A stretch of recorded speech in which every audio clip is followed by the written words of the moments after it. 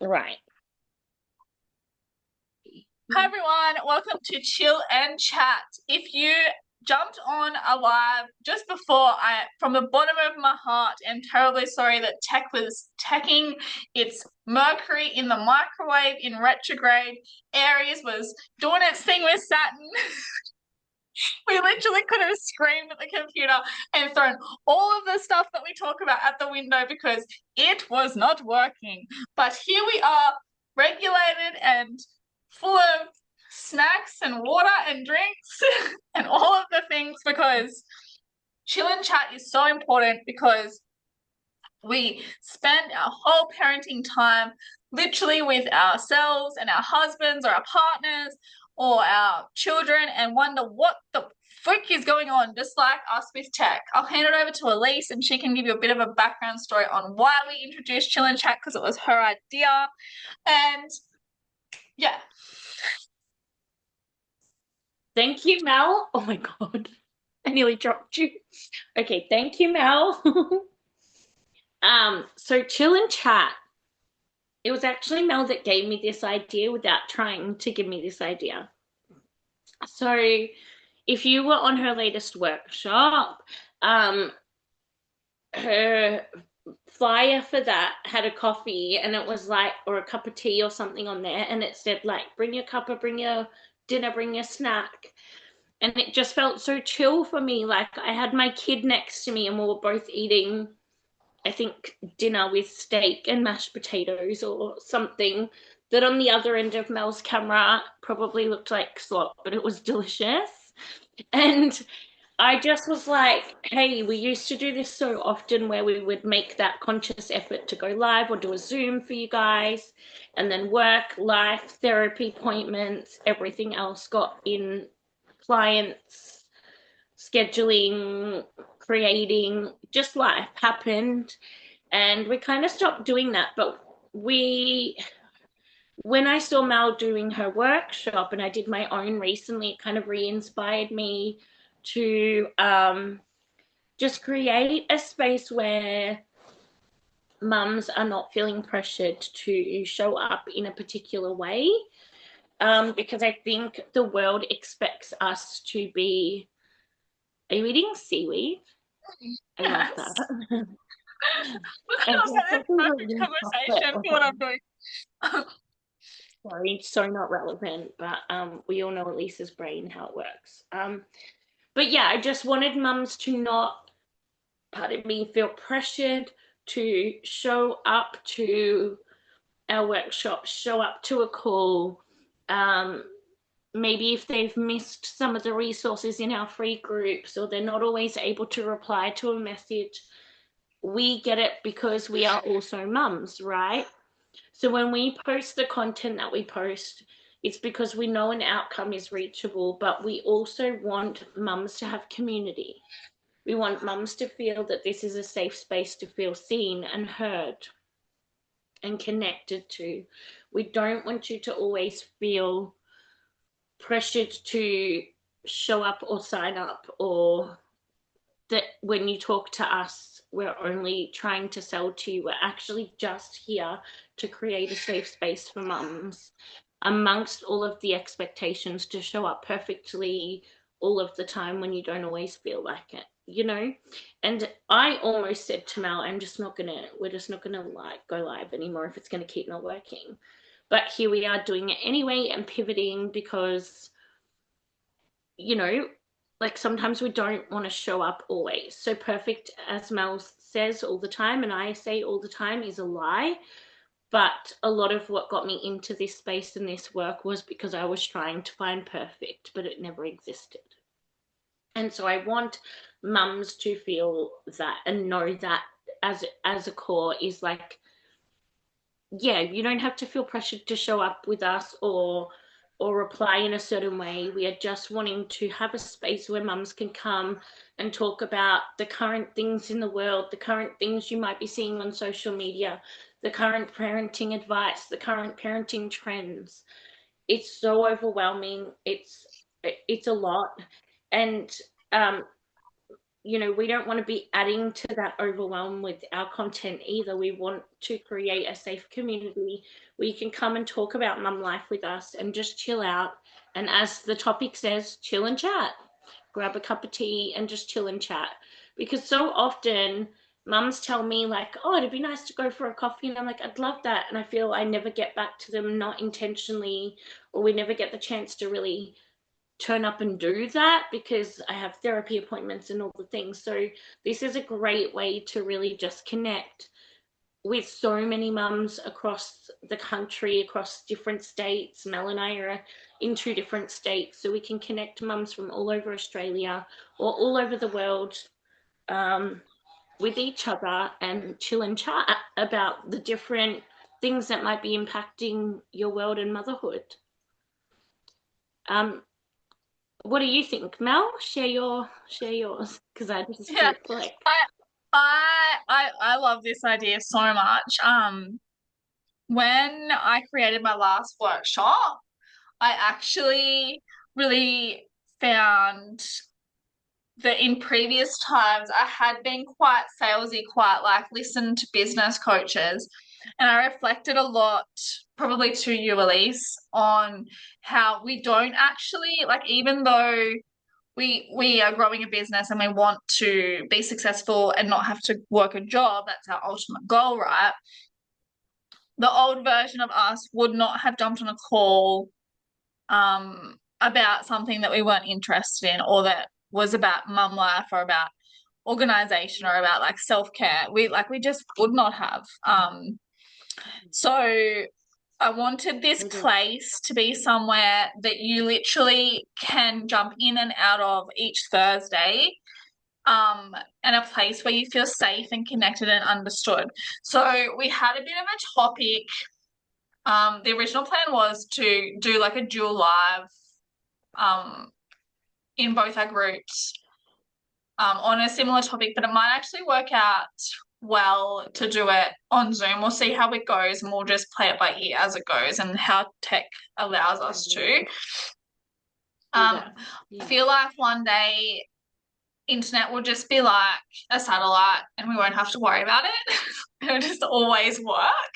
Um, we've come so far with it from dial up. Pardon? Isn't tech supposed to be already like that? Well, it's not. I mean, You just missed that. Um, but one day it will just like already like you won't have to worry about like the security of it because it will just always be secure. You'll like one day it'll just like be a thing that helps us without being a problem. Like I struggle with the two concepts. Anyway, you'll realize that the yin and the yang in my brain are very, very alive. So I wanted, or we wanted, Elise and I spoke a lot about what we wanted this chill and chat vibe to be. And I think each week we might have like a bit of a topic. Otherwise, Elise and I can go on 6,549 tangents that you guys probably don't want to hear. Um, so the topic that you may have already heard if you've seen us struggle to get to this point is how to stay calm in the world, like with the world the way it is. I think for the last week, I have heard more depression, more anxiety, more frustration stories since COVID. So it's very, very real that we're all really struggling with what's going to happen next. But I want to remind you that you're going to be okay. I don't know how, I don't know why, but I know that you're going to be okay. You've handled what you've handled so far, and you're going to be okay now. So whether that's Elise that you're stressing or someone else, I just feel like someone needs to hear that. Do you want to? and it's so true. Energy does feel a bit like COVID or like something bad is coming worse than it already is. Based on other conversations I've had with people who have said exactly what you've said, that like it feels like that, based on the content I'm seeing online,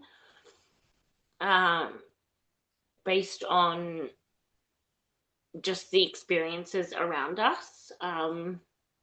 Yeah, that's kind of the exact energy I would describe people are feeling.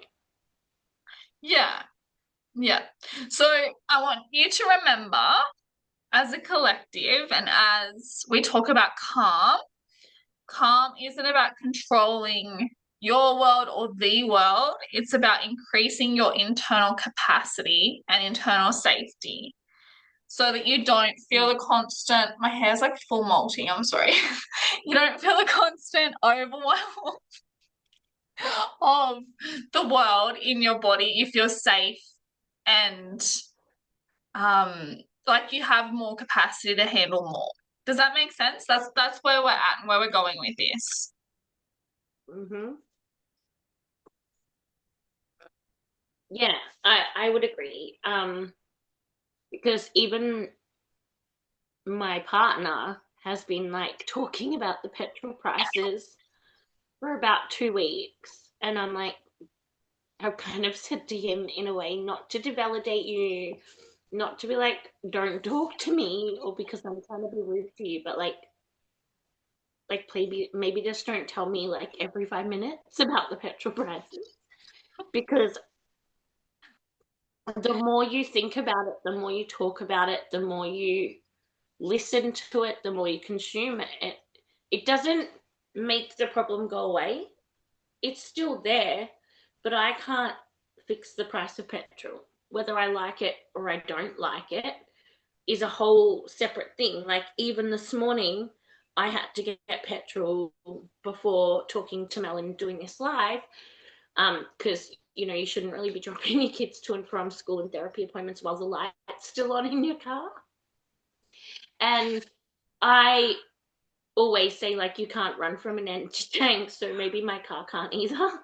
um so yeah, I get there and I go to fill up, and I look at the petrol price, and I'm like, well, I don't really have a choice. I have to go to this servo because the light's on, right? Like, I could go to another one, but I think I should, it's kind of urgent, I should just get it what's close to me.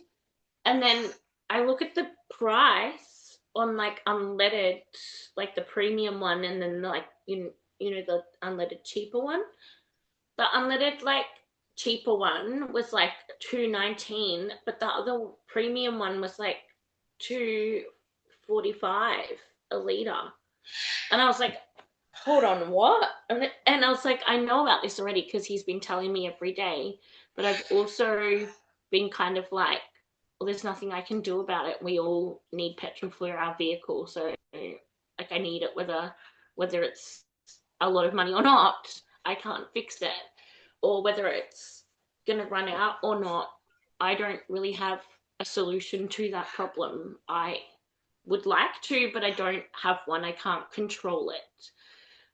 Maybe during COVID in 2020, when similar, like if you think back a few years ago, everyone was talking about the price of petrol then too, like towards the end of COVID, and then it kind of plateaued and then like gone up again. So it's not like new for us to experience cost of living changes, and it's not new for us to experience fear and danger and all those things in our world and in the environment. But it's about choosing which one you feel you can or cannot control right now, or which one is it worth, like it is worth stressing over the cost of living. It's a valid thing. I'm not devalidating that that's not stressful financially for families, but like I can't change it either. I'm not the big man up the top changing all the prices of things. So I kind of don't have a choice either, right? Does that Yeah, make sense? I think like if you look at, the you would have seen this before too in your training and in your like experience, but you have like a circle, things you can control and that take up your capacity, and then like the Yeah. outer things you can't control. Like we have been in a really, really hard situation with social media, um with the news, with all the external input we've had, and we've really had to control what we have capacity for such a long time. So I think if we just are focusing on our internal capacity, that circle within us, and trying to not disassociate, know it's real. I still talk about the Epstein files and petrol and diesel and the thing that blows my mind, and Elise and I have had lots of conversations about this, things that blow my mind is we live in Australia and diesel and trucks and transport is a big problem to everything we do, right? So if Yeah, our powers to be aren't controlling that, then everyone suffers. And it is valid for yeah, our partners to be stressed about petrol, diesel, oil prices because that is their livelihood. That is our livelihood, right? So, yeah. but it's not in our internal control capacity unless we can go and find some crude oil to refine ourselves, which I'm not prepared to do that. Are you? Like, Yeah, I can't. Yeah, and that's why I said it's so valid because the cost of living really impacts people's mental and emotional well-being too. It does create stress for families, so I'm not taking away that does not impact you. I'm just saying what is it, as Mel described, within your circle right now. Because as parents, your emotional capacity is already probably in overflow. It's not about like whether your cup's too full or too low, it's probably already all tabs open. So then when yeah, you're consuming extra stress from the external world, like extra I stress. think Yeah, when he says to me like about it, I'm like, I can't listen to it every 5 minutes. Maybe tell me no, about it so I'm aware. But I really just don't have it in me when I've got to pay for this thing on the school app, pay for this other thing on the school app, make sure I've ordered that on time, turn up for the like therapy appointments have been rescheduled due to a public holiday. I actually just didn't have the emotional capacity to listen to the stressful news about the world. yeah, and sometimes it does more damage than good. Like this immediate last 3 weeks, I think if, and this is very like flight or freeze mode of me, but I think like if I was to not have had my phone or the news or the radio on, I would actually be none the wiser. I wouldn't know what Yeah, Trump was on. Like, would it actually yeah, matter to me? same. Like, No. what my petrol went up. Weird. I still need to buy it. Like, we don't Yeah. actually have to have all of the shit in our face, but because we consume so much and so quickly, that is why it happens. Mm. Um, so you kind of touched on this, Elise. This is the next point I have. Mums are carrying emotional labor for their families.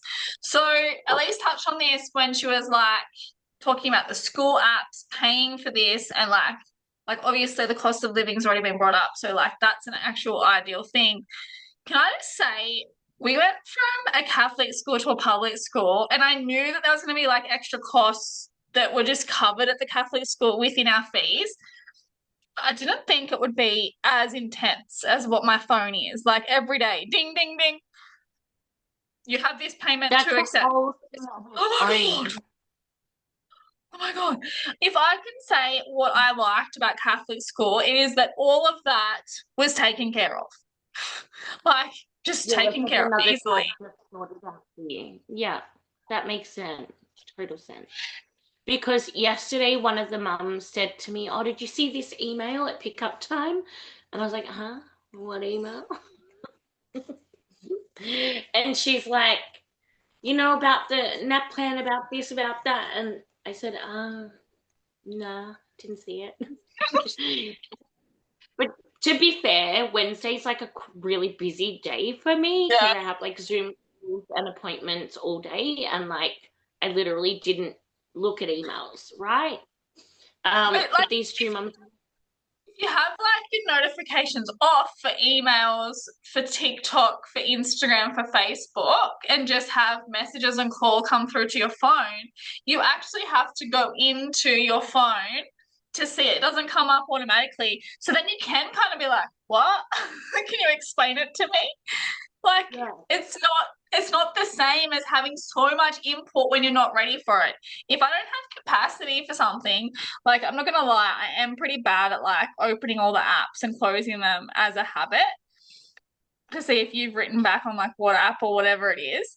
But at the same time, if I'm busy with my kids, my phone can literally be there and not be bothering me because I haven't got all of the notifications on. And that's part of my Yeah. boundary, right? I mean, it's just so interesting though, because I did say to those two mums talking about the email they'd received. And to be fair, it was about NAP plan. My children are exempt from that because of diagnosis and disability, which is fine. So maybe there's a reason I didn't receive the email as well. Maybe I still haven't gone to check if we got it or not. Anyway, um, it's not really relevant to me. So I went, oh, no. But I actually took that moment to be like, no, I often miss the school emails because I just don't have the emotional tab. I don't have the mental tab for it most days. My focus is on family and business, and that's pretty much it. And so the only way I know to check my email is when you two tell me at pickup time that there was an important email. And they kind of laughed at it, and I went, "Thank you for keeping a tab open for me that I don't have space for." But I So also like, think that because there's so much BS sent to you, like I'll be really honest. I jumped at an email this week because one of my children is in year 6 and was like, I really need my year 6 shirt and jumper. Last year they got it at the beginning of the term. Where is mine? Where is mine? I was like, oh, I don't really care. And he's like, no, you should care. Like he got really angry. Anyway, whatever. this is a whole thing in our house too, by the way. Whatever. Um, so this week it comes through, it was ready, and it was like a cartoon. You know how like the Jersey places give you like a cartoon shirt with what it will look like? And it's just like two Mm. pictures of two shirts. Oh. My poor child was like, Mum, I don't want a cartoon shirt. Yeah, because they're on the spectrum. They literally, as soon as you said cartoon shirt, I went to neurodivergent brain and how they perceive it. And then when you order it and it arrives, it's not going to be the same shirt you saw on the picture, and it's going to be a whole thing even once it's arrived. Yeah, Anyway, a shirt and a jumper has been a thing for grade 6 here too, yeah, because we end of year order, but apparently we're not the only family, which made me feel better around myself. And they've done like a second batch order, but for the last few weeks, he's been like screaming at me to order this shirt and this jumper, and I'm like, the due date to order it isn't yet, buddy. I've read the email, like that's the email I did make sure I read because it's relevant to me, like it's because a lot of the time we get, as you said, notification after notification that I just learnt, and it's actually probably during COVID times when schools were like in and out of lockdown and like, oh, you can come to school now. No, you can't. Yes, you can. Oh, there's an outbreak here. I think that might be when I stopped reading emails. I just went, nah, not doing it, which is years gone by now. Like, so maybe I should have maybe did like reopened that tab and that thought pattern. But like every day was like outbreak, outbreak, do this, do that. And I was like, half the time it wasn't in my kid's year level or classroom. And it was just like another stressful email that I would be opening when it's not even relevant to my immediate world. yeah. It's And crazy. well, it's And not good for getting sick in other classrooms. I'm not saying you don't sympathize. I think a lot of the time when we say this, like I've had comments in the past on social media where I talk about emotional intelligence or emotional regulation or only choosing to fill your own cup or self love or choosing only what serves you, where people will be like, oh, so you don't empathize with other people or you don't care about other people. It's not that at all. I'm actually a really deeply caring person. It's just that I don't have enough tabs for the things that are going on in the world when my tabs at home are already quite full. yeah, yeah, I totally agree with that. But I think this reminds me of a time when a person in my family um was diagnosed with a disease, and I've probably told you this story before, but I'll tell it like very lightly. Yeah, They yeah. were diagnosed with a disease, and I was quite shallow and cold about what then the system does to treat the disease. And Yeah. I think what happens in our brain when we've heard so many stories of like the negative thing that happens to people where it's not really real, our capacity shrinks for that thing. And that is why, like, Yeah. as mums, we like literally have to learn what our capacity is open for and what it can't be open for. And I think in 2026, it is more important than ever to understand what we can tolerate in and what we can't tolerate out. It's almost the same as like having these um I'm just taking my hot crazy jacket off, sorry. like rules and I was gonna say regulations, but it's not regulations, that's like a childcare thing. Rules and like um values around like parenting. Like for example, even though our kids are older, we still don't do sleepovers. And we have very big values and reasons why we don't do that.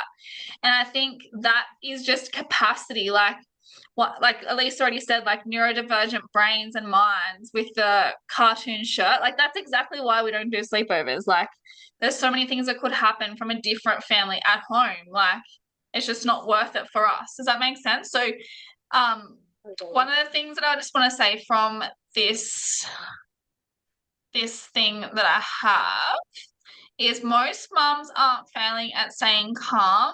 Their nervous systems are overloaded, which is why I really wanted to talk about capacity and building our capacity for things that are important, things that are of values to us, compared to when we have capacity open for everything and then lose all of the things going to fight, flight, freeze, or fawn mode.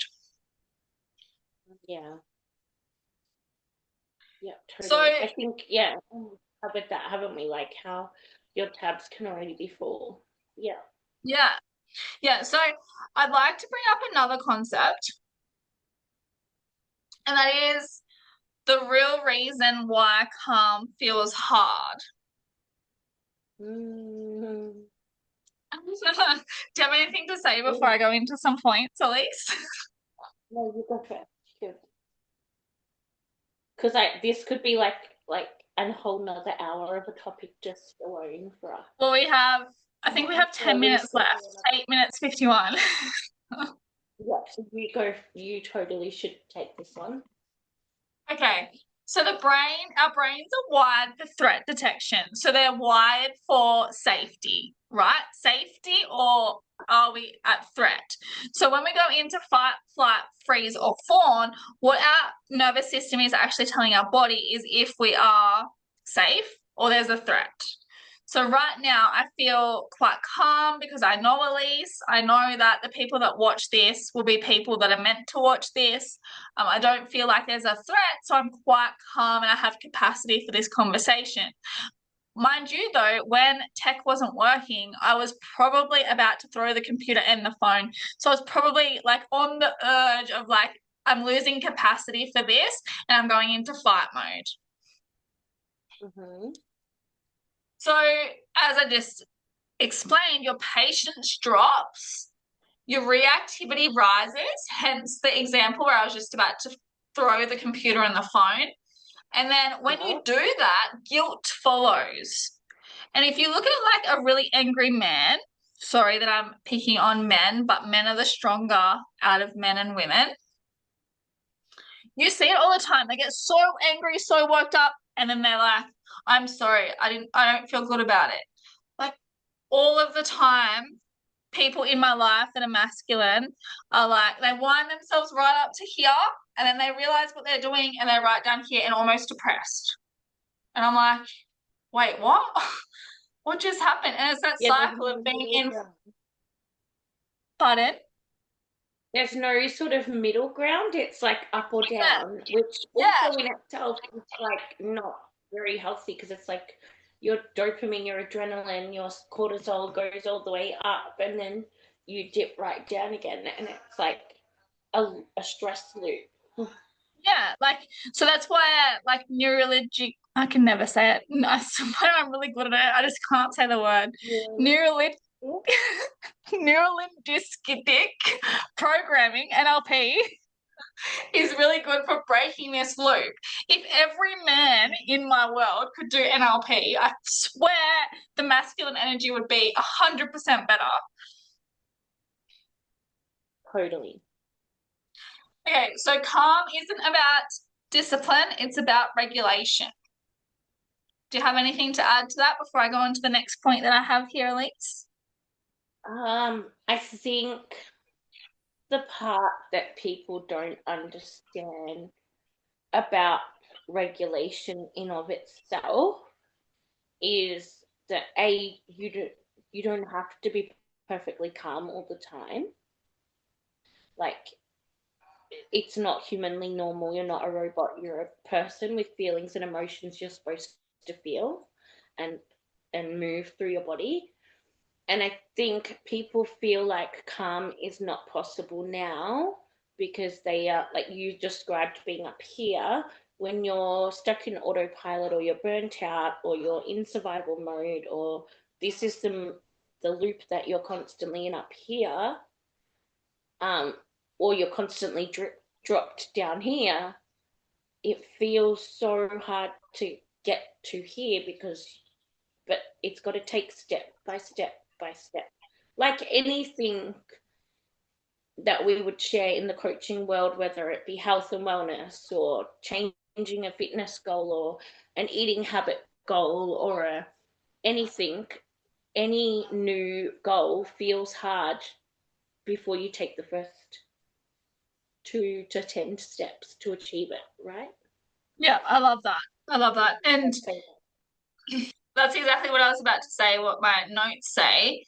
Um, the concept about capacity. I think in both of our programs, we have a lot of work that is around supporting mums with capacity building, right?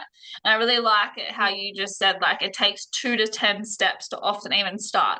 I remember saying to a coach a few times, I go like multiple steps forward and then multiple steps back just to come forward a little bit. It's never like forward, forward, forward, forward. It's like forward, forward, back, forward, forward, back. And it's almost like playing football or like any kind of game where you don't actually go forward, you consistently are like this. yeah. And Yeah, so also identifying, like it takes a lot of inner work first with the support of a coach or a therapist or a healer or whoever it is you're working with to get that support, whether it be Mel or me or someone else, to identify where that inner wound or trigger first has come from. And that is why it feels so hard, because first you have to really be self reflective, and that can be the trickiest part because so often as humans, we operate from the subconscious mind, not the conscious mind. So we don't actually have the ability to see the trigger first. We see the surface level of what's happening. Before we arrive at calm, we have to identify where the chaos began within our heart, mind, body, soul. yeah, I love that. I love that. So life might not change immediately, but your ability to handle it does. I really like that. I really like Same. that. Yeah. Yeah. Okay, so I think before we end, we have 2 minutes 37 before we're gonna finish up. Yep. Um, do you have a really quick tool, Elise, that you'd like to share with everybody on this chill and chat first ever live? Um, So, in my recent free challenge that I do at the start of every month, um, the last day I listed a bunch of my favorite tools, and my first one is always breath because that's the thing that sort of has helped me the most. And it's the thing that you can use when you're really worked up and really emotional or really anxious.